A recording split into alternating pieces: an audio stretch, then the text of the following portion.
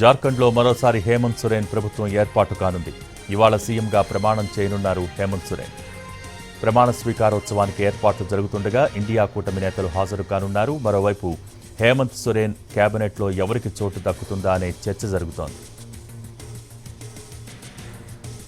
జార్ఖండ్ సీఎంగా హేమంత్ సోరెన్ ఇవాళ ప్రమాణ స్వీకారం చేయనున్నారు. రాంచీలోని మొరాబాదీ స్టేడియంలో సాయంత్రం 4 గంటలకు ఈ కార్యక్రమం జరగనుంది. ఇందుకోసం ఏర్పాట్లు పూర్తయ్యాయి. ఇక ఈ ప్రమాణ స్వీకారానికి ప్రధాని మోడీ, ఇండియా కూటమి నేతలను హేమంత్ ఆహ్వానించారు. ప్రమాణ స్వీకార కార్యక్రమానికి AICC chief Mallikarjuna Kharge, Rahul Gandhi, NCP SP అధినేత శరద్ పవార్, పశ్చిమ బెంగాల్ సీఎం మమత, మేఘాలయ సీఎం కొన్రాడ్ సంగ్మా, పంజాబ్ ముఖ్యమంత్రి భగవంత్ మాన్ సింగ్, హిమాచల్ ప్రదేశ్ సీఎం సుఖ్వీందర్ సింగ్తో పాటు CPM general secretary Dipankar Bhattacharya, Aam Aadmi party chief Kejriwal, Shiv Sena UBT అధినేత ఉద్ధవ్ ఠాక్రే, ఆర్జేడీ నేత తేజస్వీ యాదవ్ తదితరులు హాజరవుతారని తెలుస్తోంది. గవర్నర్ సంతోష్ కుమార్ గాంగ్వార్ హేమంత్తో ప్రమాణ స్వీకారం చేయించనున్నారు. 2000 సంవత్సరం నవంబర్ 15న బీహార్ నుంచి జార్ఖండ్ రాష్ట్రం ఏర్పడ్డ తర్వాత 14వ ముఖ్యమంత్రిగా హేమంత్ బాధ్యతలు స్వీకరించనున్నారు. సీఎం పదవిని సోరెన్ చేపట్టనుండటం ఇది 4వసారి.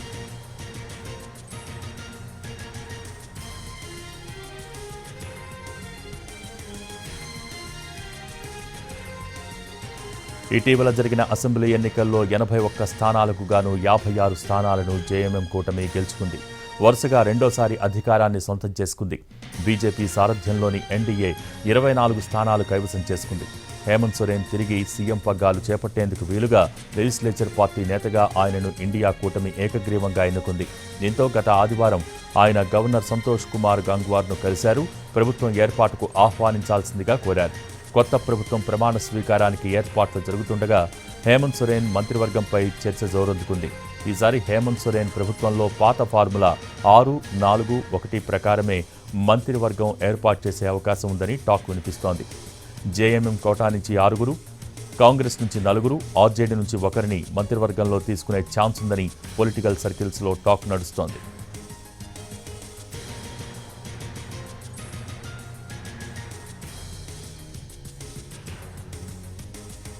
ఇక హేమంత్ సోరెన్ కేబినెట్లో కల్పనా సోరెన్కు అవకాశం దక్కే సూచనలు కనిపిస్తున్నాయి. మనీ లాండరింగ్ కేసులో హేమంత్ జైలుకెళ్లిన తర్వాత పార్టీని ముందుండి నడిపించారు హేమంత్ సోరెన్ భార్య కల్పనా సోరెన్.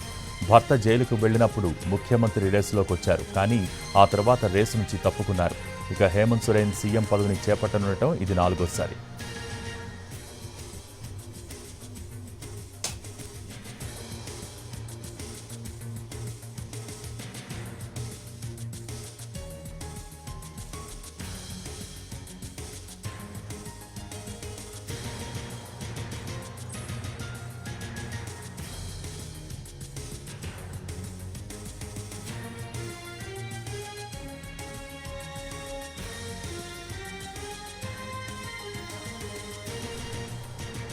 జార్ఖండ్లో మరోసారి హేమంత్ సోరెన్ ప్రభుత్వం ఏర్పాటు కానుంది. ఇవాళ సీఎంగా ప్రమాణం చేయనున్నారు హేమంత్ సోరెన్.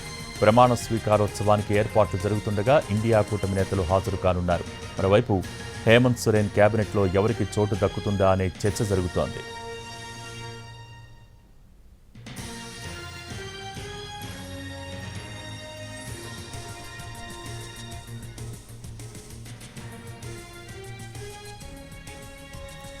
జార్ఖండ్ సీఎంగా హేమంత్ సోరెన్ ఇవాళ ప్రమాణ స్వీకారం చేయనున్నారు. రాంచీలోని మొరాబాదీ స్టేడియంలో సాయంత్రం 4 గంటలకు ఈ కార్యక్రమం జరగనుంది. ఇందుకోసం ఏర్పాట్లు పూర్తయ్యాయి.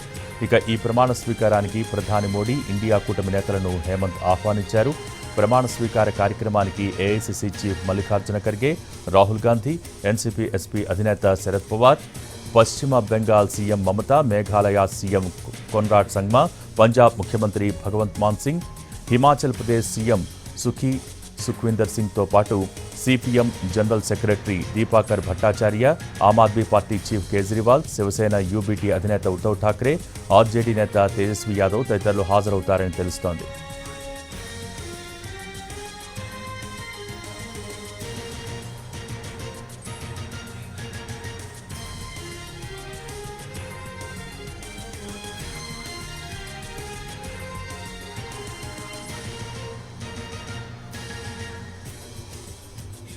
జార్ఖండ్లో మరోసారి హేమంత్ సోరెన్ ప్రభుత్వం ఏర్పాటు కానుంది. ఇవాళ సీఎంగా ప్రమాణ స్వీకారం చేయనున్నారు హేమంత్ సోరెన్. దీనికి సంబంధించి మోర్ అప్డేట్స్ అందించేందుకు మా ప్రతినిధి రాజు రాంచీ నుంచి లైవ్లో సిద్ధంగా ఉన్నారు. Raju, over to you.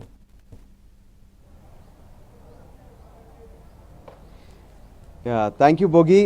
ఈరోజు సాయంత్రం 4 గంటలకు హేమంత్ సోరెన్ మరోసారి ఏదైతే జార్ఖండ్ ముఖ్యమంత్రిగా తను ప్రమాణ స్వీకారం చేయబోతున్నారు. జార్ఖండ్ ఏర్పడిన తర్వాత 14వ ముఖ్యమంత్రిగా ఇప్పుడు హేమంత్ సోరెన్ మరోసారి ప్రమాణ స్వీకారం చేస్తున్నారని చెప్పుకోవచ్చు.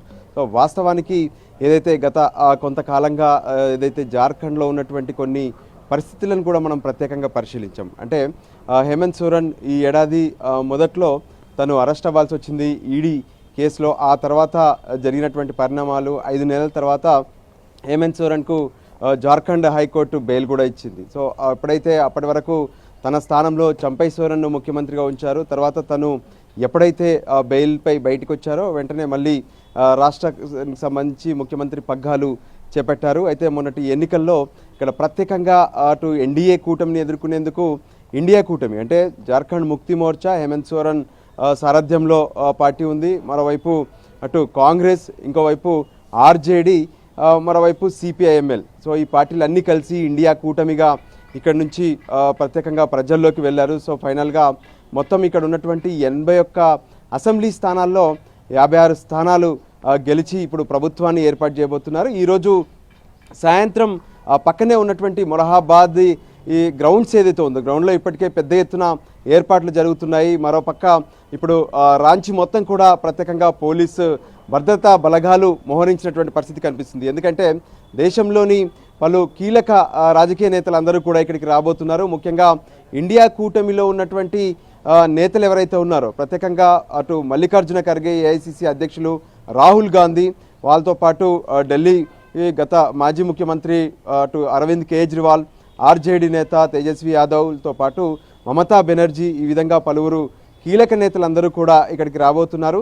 సో మొత్తానికి రాంచీలో ఈరోజు హేమంత్ సోరెన్ తన ప్రమాణ స్వీకార కార్యక్రమం చేసిన తర్వాత ఆయనతో పాటు మరి క్యాబినెట్కి సంబంధించిన అంశంపైన కూడా ప్రత్యేకంగా చర్చ జరుగుతుంది. ఇక్కడ గెలిచినటువంటి కాంగ్రెస్ ఎమ్మెల్యేలకు సంబంధించినటువంటి అంశం కావచ్చు, లేదంటే ఆర్జేడీకి సంబంధించి కావచ్చు, సిపిఐ ఎమ్మెల్యేకి సంబంధించినటువంటి కావచ్చు, వీళ్ళందరిలో ఎవరికి క్యాబినెట్లో చోటు దక్కబోతుంది ఏంటి అనే దాని మీద కూడా ప్రత్యేకంగా చర్చ జరుగుతుంది. మరోపక్క తెలంగాణ నుంచి ఇక్కడ ఏఐసిసి పరిశీలకులుగా ఉన్నటువంటి డిప్యూటీ సీఎం మల్లు బట్టి విక్రమార్క కూడా ఇక్కడికి రీచ్ అయ్యారు. ఉదయమే ఆయన ఎయిర్పోర్ట్కు చేరుకోగానే అక్కడ భారీగా ఆయనకు ఘన స్వాగతం లభించింది. ఆ తర్వాత ప్రస్తుతం చాణక్య హోటల్లో ఏదైతే పార్టీకి సంబంధించినటువంటి ముఖ్య నేతలతో బట్టి విక్రమార్క సమావేశమయ్యారు. ఈరోజు సాయంత్రం జరిగేటటువంటి ప్రమాణ స్వీకార కార్యక్రమంతో పాటు ఏదైతే పార్టీకి సంబంధించినటువంటి అగ్రనేతల షెడ్యూల్స్ వాళ్ళందరూ ఇక్కడికి రావడం, వాళ్ళను రిసీవ్ చేసుకోవడంతో పాటు ఈ క్యాబినెట్కి సంబంధించి కాంగ్రెస్ వాళ్లకు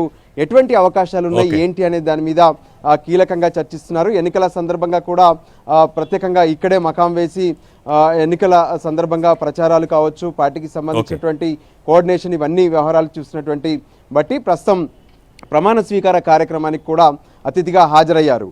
భోగి. Thank you Raju.